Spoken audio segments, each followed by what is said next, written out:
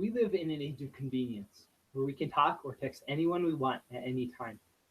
This can be very beneficial at times, but it also can be a great hindrance if it is done while driving. Texting and driving affects a large part of the population in the US, and it is an issue that needs to be dealt with. In 2014, the Federal Communications Commission and multiple other sources reported that nearly 1.6 million accidents, hundreds of thousands of injuries, and thousands of deaths were caused from texting and driving.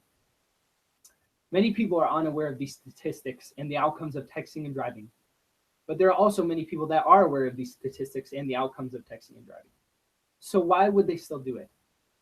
Is it because of convenience, peer pressure, or even the fact that some people think they can multitask, so it's not a big deal for them to text and drive? All of these questions will be answered as we go over the causes, problems, and solutions to texting and driving. First of all, we will go over the problems of texting and driving. We'll go over two major problems in this section. First, not only does it take your eyes off the road, but it also takes your mind and your focus off of your surroundings.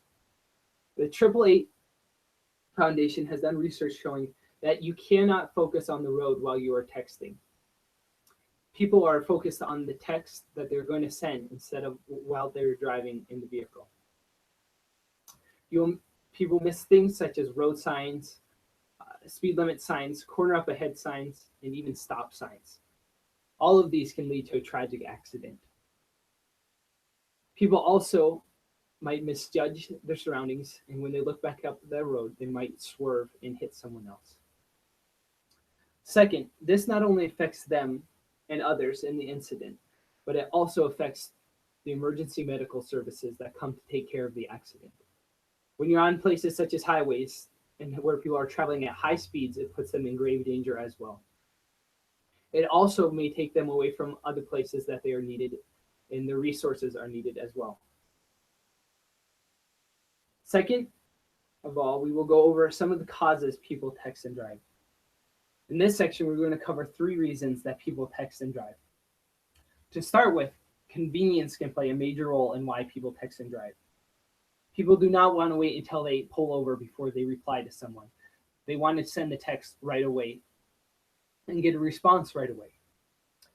Well, the International Business Times and multiple other sources have recorded that if someone is traveling at 55 miles an hour and looks away from the road for 5 seconds, that is long enough to cover the length of a football field. That is plenty of time for something to go drastically wrong.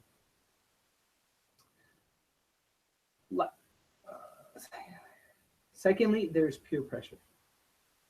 Those in their youth most often follow the example of those that are older than them and their peers. They think if someone else is doing it, what is the problem in them doing it as well? They think it will never happen to them, so why can't they text and drive? They won't be the ones getting in an accident. Well, it can happen to anyone is the problem. Away for a few seconds for something to go horribly wrong. Lastly, there's multitasking. The National Safety Council states that multitasking is actually a myth and that the brain can only process one thing at a time. It results in crashes due to delayed braking and not comprehending traffic signals. People think that they can multitask and focus on 2 things at once. People can only focus on one thing or the other. They cannot focus on both things well at the same time.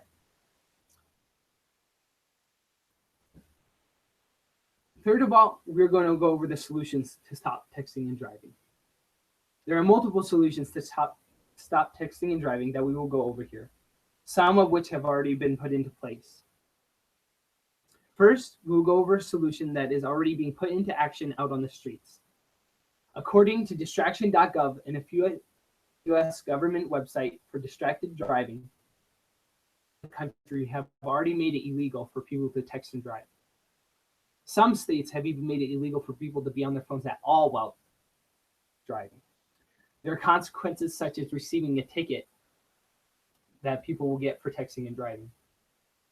This will hopefully be an incentive for people not to text and drive because they do not want to receive the ticket and they do not want to pay a fine as well.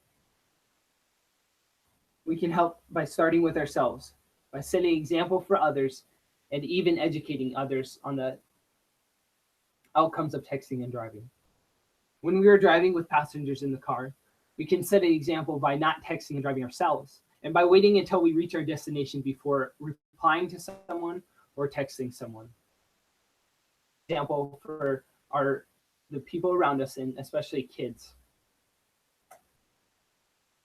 We also can educate people as passengers. We can help them and look at the big picture and realize that it is not worth it to send one little text and end up causing someone to get seriously injured or even killed. There are a few apps and devices that people can buy to help prevent texting and driving from occurring. Yes, they do cost money, but it is worth it to keep someone from doing something that they might regret for the rest of their lives. In conclusion, having the convenience of having a phone right next to us most of the time is very nice. Use it whenever we feel like it. I feel that the solution lies within us and that we can set the example for others to show that it is not okay to text and drive, though other people might think it is. We can show that it is okay to wait a little bit of time just to text someone instead of making a mistake that will cost us someone.